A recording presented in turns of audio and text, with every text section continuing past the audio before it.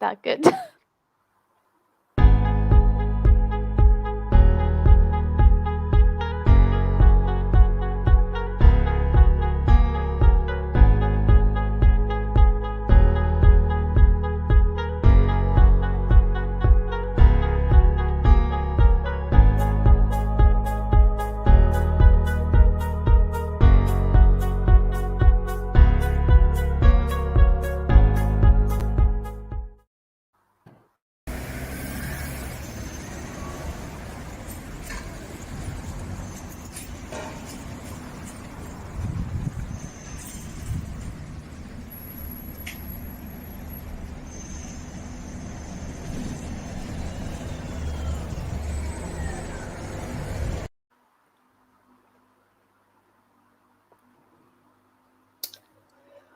Welcome, everybody, to tonight's book launch of Bookmark's launch of The Revolutionary Politics of Angela Davis by Naima Omar.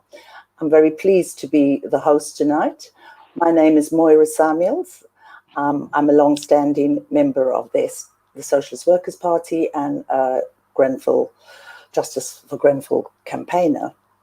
The author tonight, Naima Omar, is a member of Tower Hamlets Socialist Workers' Party branch and a long-standing anti-racist. So I'd like to remind people that Naima and I will be in discussion for the first half hour or so, but I'd like people, while she's answering questions, to please put your comments or your questions in the chat. Please don't leave it to the last 10 minutes. And Naima will come back on those questions after we've had a discussion. So don't forget also to share this live broadcast. So I'd like to begin with having a intergenerational, I would call it, exchange with Naima about why Angela Davis has been such an inspiration to both her and to myself.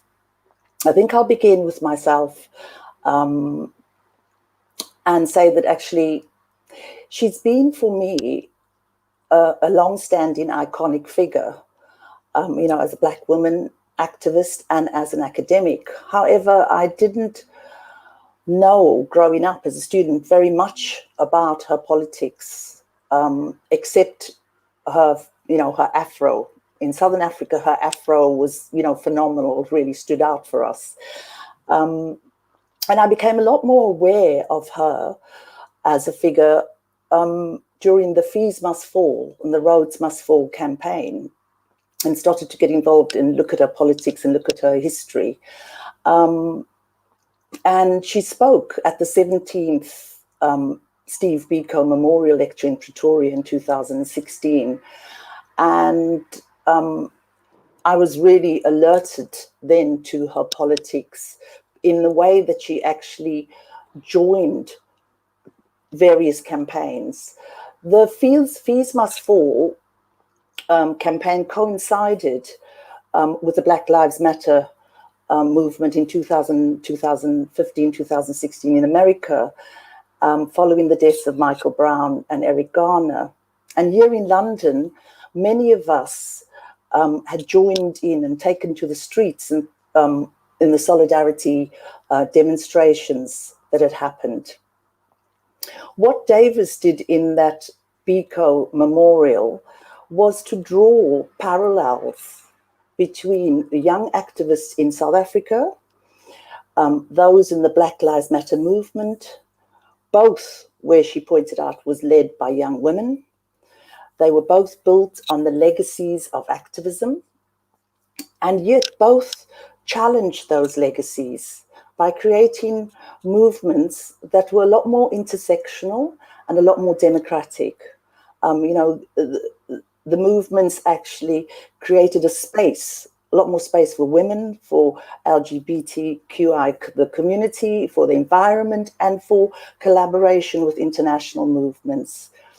And for me especially, she's really significant in how unequivocal she is about the role of capitalism in our exploitation and oppression.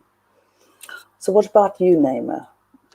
I think that was amazing to hear. For me personally, when I became first active, I like you would hear about incredible figures and thinkers and so forth, and it would tend to be white men or like white women, or like you would hear Malcolm X or Martin Luther King, but you would never hear the voices of Black women. I think like even growing up, when you did Black History Month at school, it was always Malcolm X or Martin Luther King, and just these two individuals, and they were pitted against each other on the basis of like violence and non-violence. I'll be honest, I always sided with Malcolm X because I was like, he's Muslim, he's Black, I relate to this man. But yeah, I think the voices of Black women in the struggle has been written out or played down in history. And for example, you can see like the way people talk about Rosa Parks, that she just sat down because she was tired, and not the reality of her being an activist and being a part of the Black liberation movement is very watered down what she did. Or here in the UK, like you see Claudia Jones. Like for me, I've always known about Notting Hill Carnival, especially being raised in London, and it's such a key figure of British culture and like people's identity and culture in London as well, and like the Black community's culture. But people don't talk about the roots of it, and like the fact Claudia Jones was such a key figure in creating it.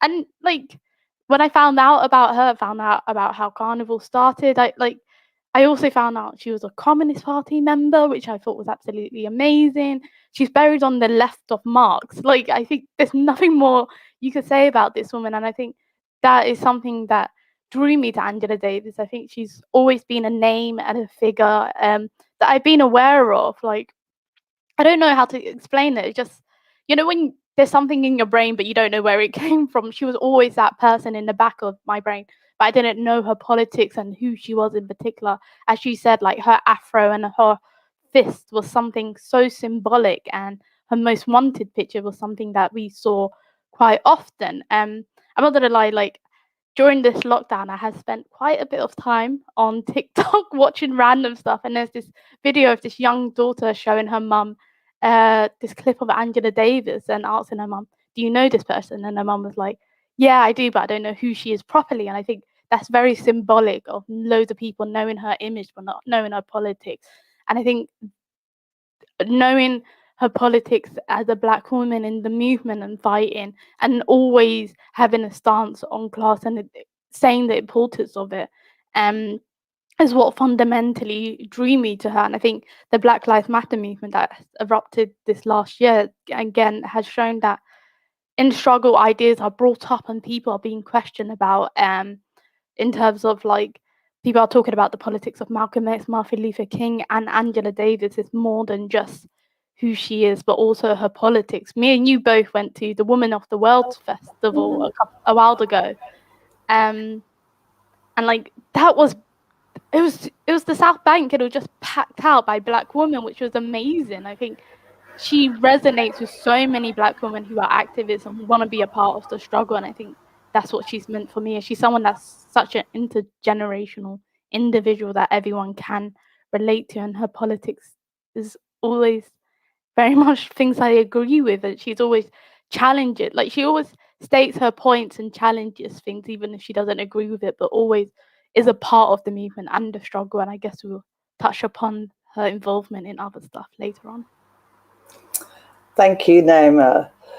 I'm glad to hear that you and I actually have some real commonality despite our generations in terms of our inspiration from Angela Davis. So I'm going to start with the first question about Angela Davis. Angela Davis was part of the civil rights movement and the Black Panthers, but can you say a bit about why she was drawn to communism and how this has continued to inform her writing and her activism?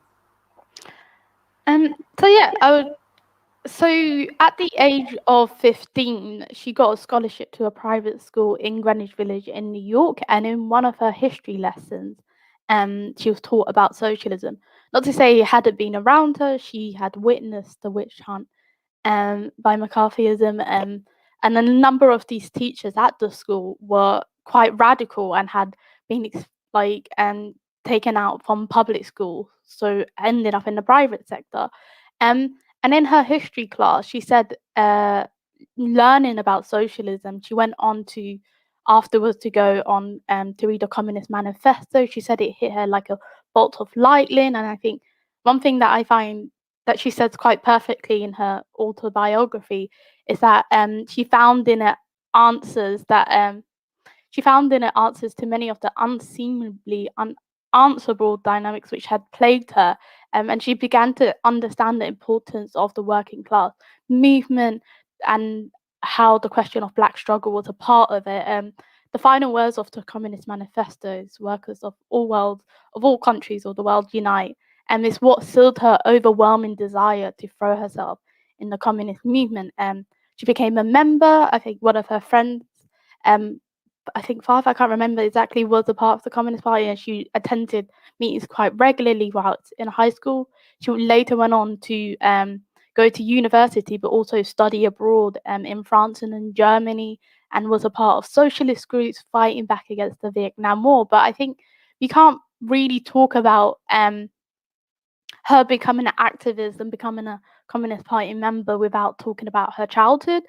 She was born in Birmingham, Alabama in 1944. I tend to remember because it's exactly 50 years before I was born, so 1944. And in an area in the 1950s that was marked by a number of racist bombing in attempts to drive out the middle class working black families who had moved in. Like, it was nicknamed Dynamite Hill, Birmingham. Martin Luther King once described it as the most thoroughly segregated city in New York. And in her autobiography, she talks about her dad sitting on a porch with a gun to protect them. And I can only imagine the fear. Like, she was raised with Jim Crow law around her, being taught as a child that, like, this is for colored, this is for white. I think again in her autobiography she describes very vividly the state of her school and the reality of the education system she received as a black girl. But there is quite a funny story she also mentions, which I think glimpses to her as an individual in the resistance, is when she goes into a shoe shop with her younger sister. Um, she speaks French, and the shoe shop worker doesn't know whether to put her in the back or to put her in the front, like they like, because she's a black woman but she's speaking French, so there's this confusion. And then she speaks English to her and shows her the deceit. Like, it shows how it shows like how irrational it was and so forth. But her activism was also grounded in the fact her parents, like, it wasn't just fear, it was also resistance around her. Both of her parents were active in the modest civil rights group, the National Association of Coloured People, and had received a number of death threats. She would go on marches with her mum quite often, which were attacked by racists. And her home in Birmingham, Alabama in 1963 was a key point for the civil rights movement, a turning point when the KKK bombed the 16th Baptist Church, where four young girls between the age of 11 and 14 were killed in the blast. One of them was a close friend of Angela Davis's younger sister, and she writes in her autobiography her mother to driving one of the mothers who had lost her daughters to the church for only for this woman to find the body parts of her daughter. And I think it was such a key turning point in her life. And I think her childhood and the resistance she saw going around her, and the resistance of her parents, is what fundamentally made her who she is. And I think it's amazing in the midst of that, she saw the importance of the working class, and that's why she became a Communist Party member. Yeah. Thank you. Yes. She had a most extraordinary childhood in terms of the level of racism, but, you know, the contradiction of actually leaving Birmingham and going to New York, I think, was always that contradiction from Birmingham to the private school where she read the Communist Manifesto. So yes. My second question is, the fact that the pamphlet that you've written has is divided into 5 sections. One of the sections contains the speech that Angela Davis made when she was released from prison, 5 days after she was released from prison in 1972. And it's an incredibly inspiring speech. And I wondered if you could read a section of that speech. Yeah, I Thank would you. definitely. Yeah, no, thanks. I would definitely do that. But I think before I would explain as to how she ended up in prison and the movement around her. Um, Okay. so yeah, she was an activist in her local community. This was while she was an assistant lecturer, I believe, at the University of California, and she was a strong supporter of the three prison inmates of the Soledad prison, also known as the Soledad brothers, and who were accused of killing a police guard. And George Jackson was one of the Soledad brothers. Sorry, And Naima, yeah, can you just talk into your mic a little bit? oh, Yes, sorry, yes. it's probably beneath me. Thank Yeah. So yeah, from she was a supporter of the three prison inmates of the Soledad prison, also known as Soledad brothers, who were accused of killing a police guard. And one of them, the Soledad brothers, was George Jackson, a leading member of the communist, not communist, of the Black Panthers. And Angela was implicated in an attempt to free George Jackson when his brother Jonathan and two other Black Panther members raided a courthouse in California on the 7th of August 1970. The raid ended with a shootout with the police, and the presiding judge at the time was killed alongside Jonathan and the two other Black Panther members. A lawyer was seriously injured. Um, and Angela Davis, from that, she went on the run because she had provided the weapons. And I think if you read her autobiography, if you start it, it's her on the run. Um, it is the most gripping intro to any book I've ever read. And it's quite amazing because you hear about her traveling from state to state in the middle of the night and with the support of friends and comrades, her wearing wigs and so forth. Um, but unfortunately, I don't know, fortunately, unfortunately, I guess it depends what you think years later on. Um, she was captured whilst on the run. The presiding judge, um, Peter Allen Peter Allen Smith, charged her with aggravated kidnap and first-degree murder of the judge. 4 days after the shootout, she found herself on the FBI's most wanted list, which is that famous poster that we tend to see today. And I think she was one of the first women to go on that list, so she was breaking boundaries then, even then. And on the 13th of October, she was captured by FBI agents in New York. And I think it's quite amazing that she was captured alive and taken to prison alive. Um, the president at the time, Richard Nixon, congratulated the FBI for capturing the dangerous terrorist Angela Davis. And on the 5th of January 1971, she appeared in the court where she declared herself innocent. She spent 16 months on remand. 15 of them were in solitary confinement, separated from the other prisoners at the women's detention center. And I think it's quite amazing and quite ridiculous to see the lengths and the extent that the authorities went to keep her away from the other prisoners. I think it shows her ability to mobilize and raise consciousness. Um, but there was a massive movement going on outside. There was an organization for her release, not only in the States but across the world. One picture I love, I always share around. So if you're a comrade of mine, you've probably seen it. It's of women in Somalia demonstrating for her release. Uh, we also heard that Aretha Franklin had offered to pay her bail for during her trial period. John Lennon and Yoko Ono also wrote a song, and so did a number of other artists. But I think what their songs and the music and these people's involvement was really reflective of how powerful the movement on the ground was. And on the 4th of Jan 1972, after 13 hours of deliberation and all white jury, returned to give the verdict of not guilty, saying that although she had provided the weapons, although the weapons and the guns provided were under her name, the judge said it was insignificant to establish her role in the release of Jonathan Jackson.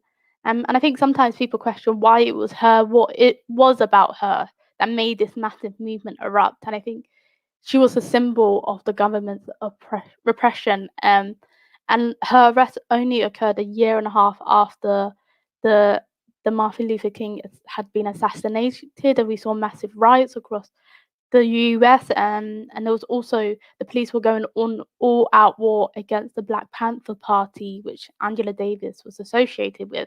So yeah, so this speech is. I have the pamphlet here, of course. So it's a bit after she was released, and she writes, "My freedom was achieved." As the outcome of a massive of people struggle, young people, old people, black, brown, Asian, Native Americans, white people, students, and workers. The people seized the key which opened the gates to freedom, and we are just beginning. The momentum of this movement must not substand, it must increase. Let us seize many keys and open many gates, and let us bring out us let's and bring out more brothers and sisters so they can join the ranks of the struggle. I think it's in the speech. If you read it, it's quite amazing because it's not about her, but about the movement and the struggle, and saying empowering individuals, saying that we could go a lot further and we can seize the keys of the ruling class. To make a fundamental change in society, to open up the real freedom that we should be having, away from all the oppressions that we face and the exploitation. So yeah.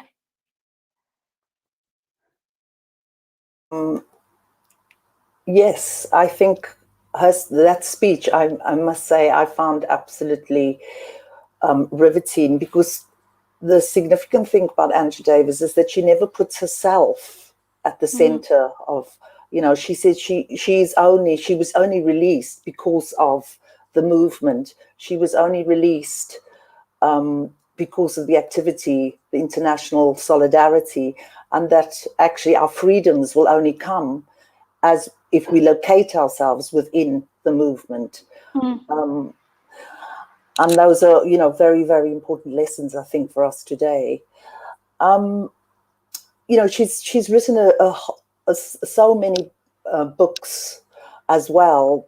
In her book, Women, Race and Class, she's said to be the first to articulate, in the question, the phrase intersectionality.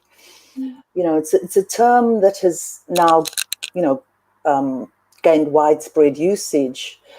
Can you explain whether Angela Davis, when she speaks about intersectionality, if that differs in any way from the way it's commonly used?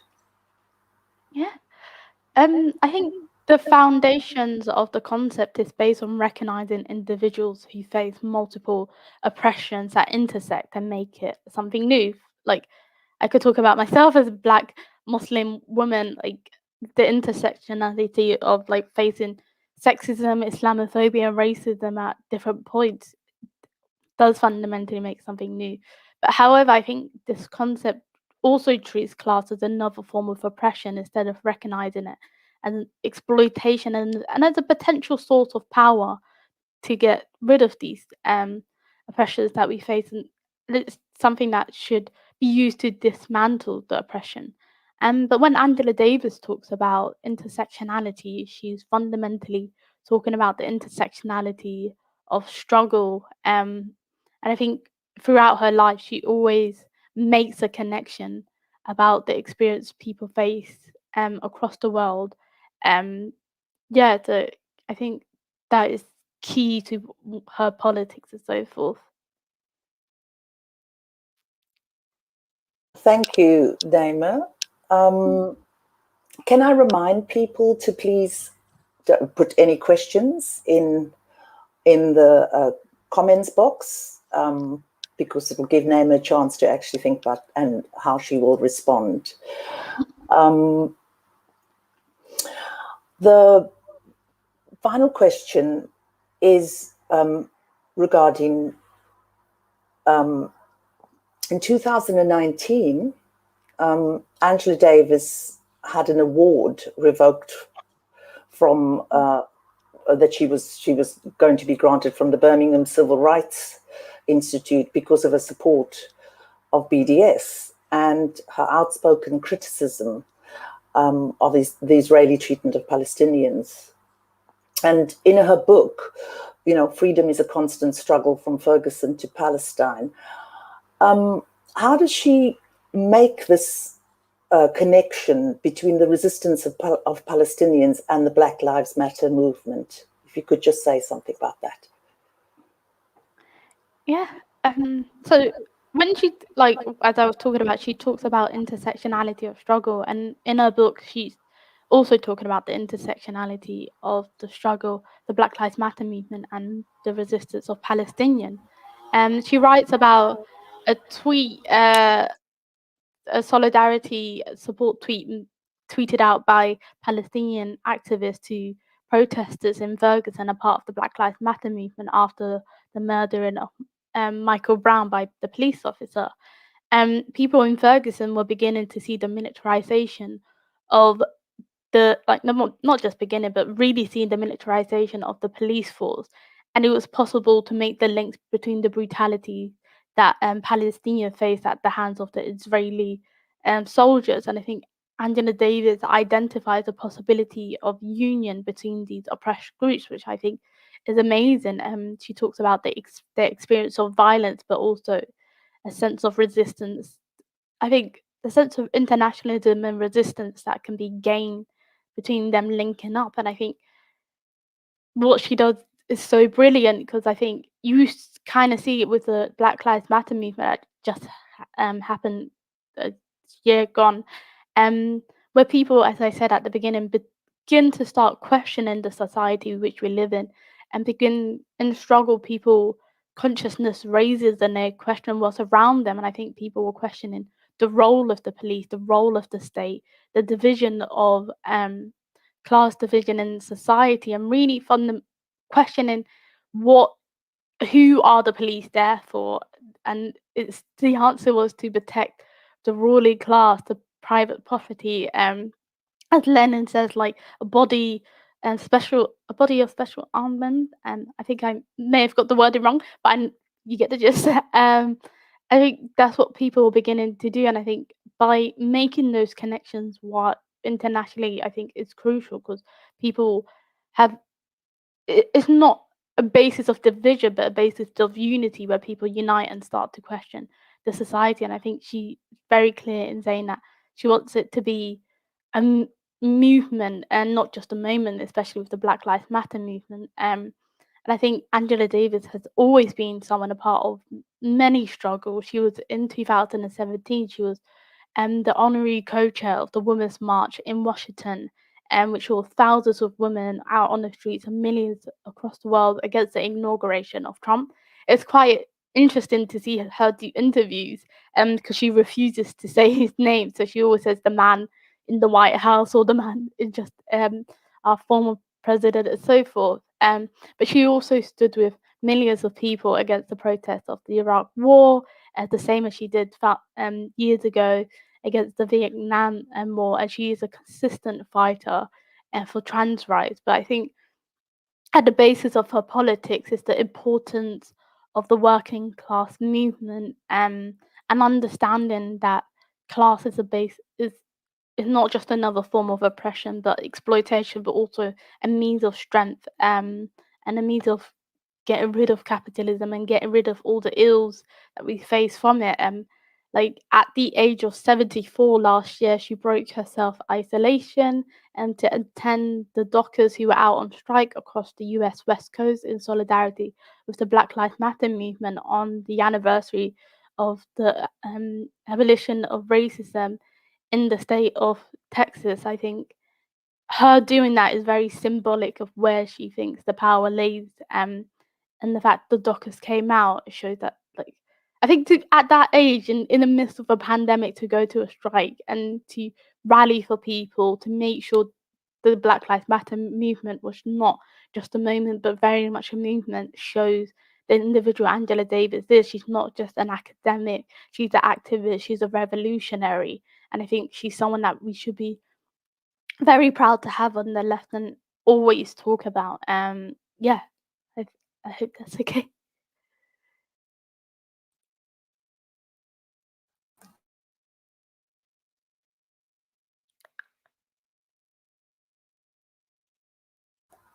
Oh, thank you. My mic was, I was trying to get my mic unmuted.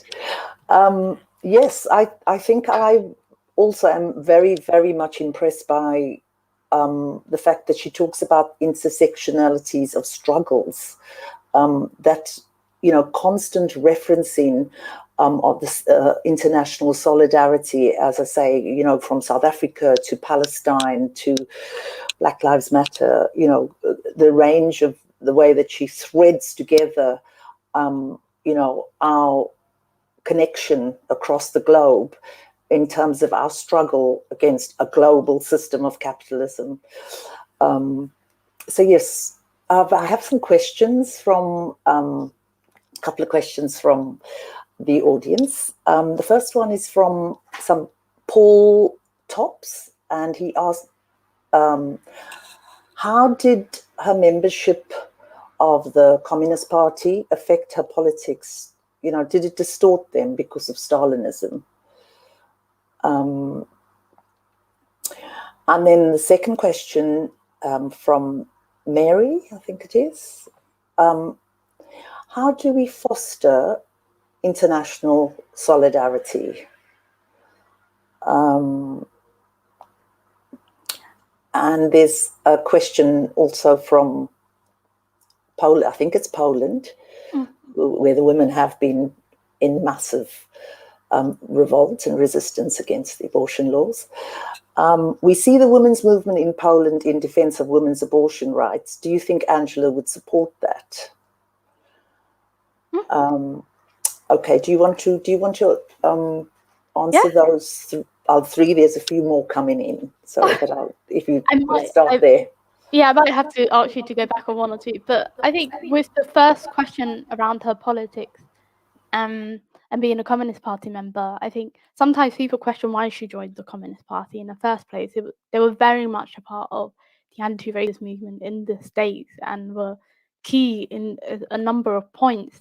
I think there are points, some of her politics, in terms of like the Eastern Bloc, which I won't go into too much depth, that we could maybe be somewhat distorted, but I think fundamentally what she took from being a Communist Party member was the importance of the working class. And I think that is something that is always remained with her, even though she's no longer a member. She left in, I think, in the early 90s, but it's something that's still very much a part of her today. She still remains as a socialist and as a revolutionary, and then understands the importance of the working class. The second question, I believe, was, can you go over it again, Moira? Was it about the internationalism? How you're still muted. How do we foster international solidarity? Okay. I think especially in a technological era where people can just tweet and text and like we're connected in ways we've never been before. I think you hear about the struggles that's taken place. Like I just give example, like Rihanna tweeting about the strikers in India that has blown up amazingly, and I think that in itself highlights how we can foster internationality.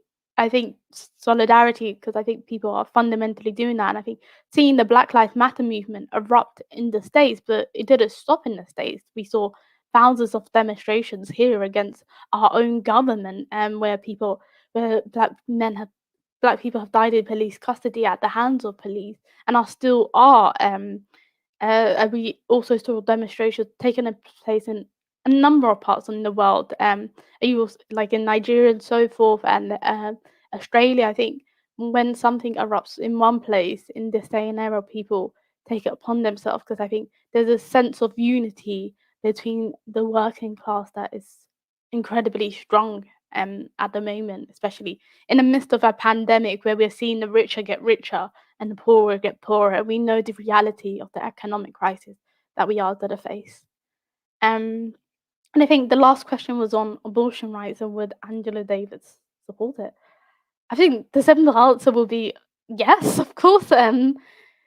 She's been very much a part of the women's struggle, and in her book, in Woman, Race and Class, she talks about the experience of the women's reproduction rights throughout history, especially Black women. And I think she will be very much an advocate and has always been advocates for women's rights to have abortions. And I think to also, I think to also create a world in which where women who also want to have kids can have kids in terms of economically.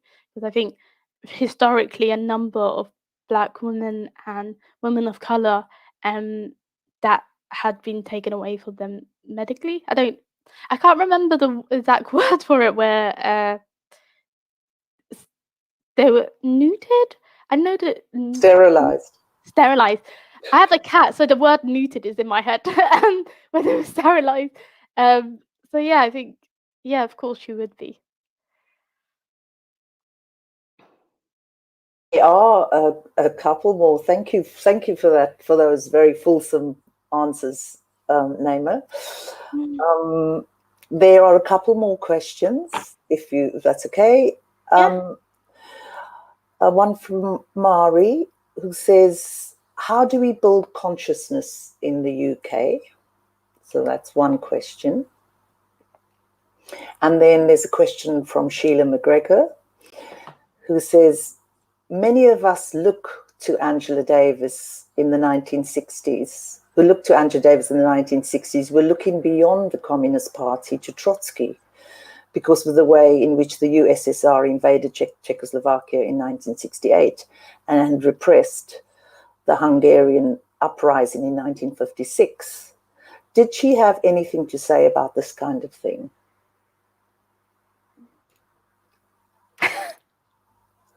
Those are the two questions. So the first Okay. one was, how do we build consciousness in the UK? Yeah. Okay. Thanks. I'll be frank with Sheila's question. The second one, I am not 100% sure. It is something that I will have to delve deeper into. But the first question, in terms of how do we build consciousness in the UK, I think what we've seen is in struggle consciousness emerges, and that's what we have to be doing. Making sure that there is also always a fight back in whatever shape or form, no matter how small or big it is. I think, like Moyra, you have to stand up to racism. Poster behind you. I think like March the 20th is a crucial thing, even to have a demo if you can, locally, because I think it shows the importance of always having something. There's always been a movement on the streets. I think when there is struggle, people start to question the society around them. And I think, as I touched upon the Black Lives Matter movement, we saw that people were beginning to question the police, the state, and start to have questions and ideas about intersectionality, privilege theory, the role of the working class, and so forth. I think when there's moments of uproar and struggle, that's where consciousness raises. So I hope. Yes, thank you. I certainly think that actually there's been, I think, a lot of consciousness raising just from the Black Lives Matter, just people watching the massive international uprising across the world, 18 countries across the world, and people having access to, as you said before, the social media. I always remember from South Africa that television was introduced incredibly late, because they were very clear that actually if people watched stuff from around the world, that it will influence them and inspire them. So yes. There is also a question from somebody else. Angela recently gave a defense of trans rights. This was very important, and in the face of opposition in the US. Can you say a little bit more about this? Yeah, definitely. Angela has been very vocal and open about the discussion of trans rights, and also has always stood on the side of trans women. And then I think, yeah, I think even when we was talking about Palestine and so forth, even when she faces opposition, she stands her ground and remains in her politics. And I think like I would touch upon the Black Lives Matter movement quite often. What we've seen as well recently, um, has been people identifying, talking about intersectionality of oppression. And like one key thing we saw during that movement was the question of Black trans lives matter. And there were people chanting that on the demonstration, people talking about the importance of pride, it being a riot.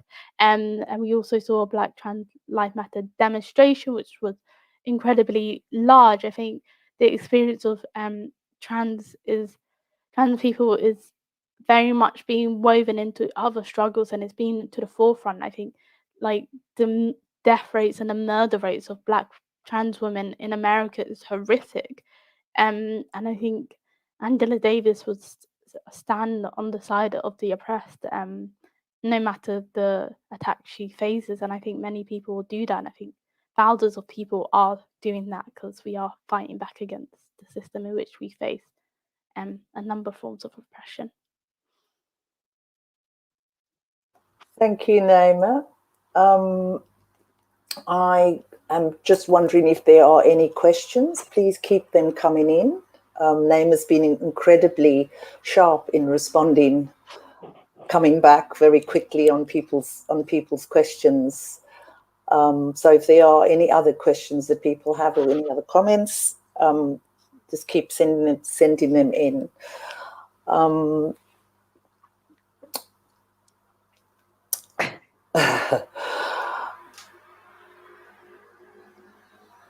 I wondered if I've been hearing Angela Davis, speak obviously in the middle of the Black Lives Matter and with the pandemic. I was just wondering if you'd heard anything that she'd commented on with regard to, if you could say something about, which we haven't spoken about, the demand for defunding the police. Mm. How that links to some of her writings on the prison system in America. No, I think that's a brilliant question, Moira, because like something she's incredibly well known for, and it's such a key focus of her politics is the abolishment of the prison system. I remember seeing a Guardian article which they interviewed her, and they saying that she wanted to defund the prison system or like change it. But it's like even in the article where they're interviewing her, then playing down and watering down her politics.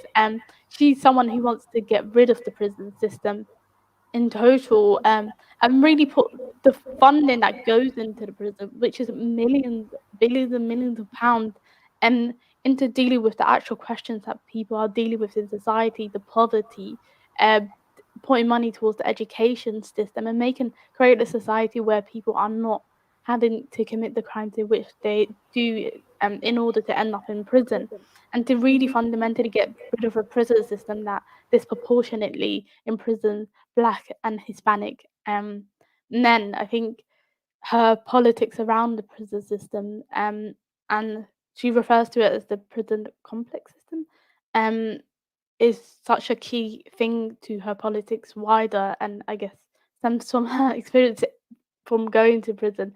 Um, so yeah, I think like the question about the police during the Black Lives Matter movement feeds into the question about the prison system and the whole system in general, what it is fundamentally there for, and that what we want is not to just make some changes. We want to fundamentally get rid of um, the police and get rid of the prison system in total, and make sure that we put our resources towards dealing with the austerity and the poverty that people are facing.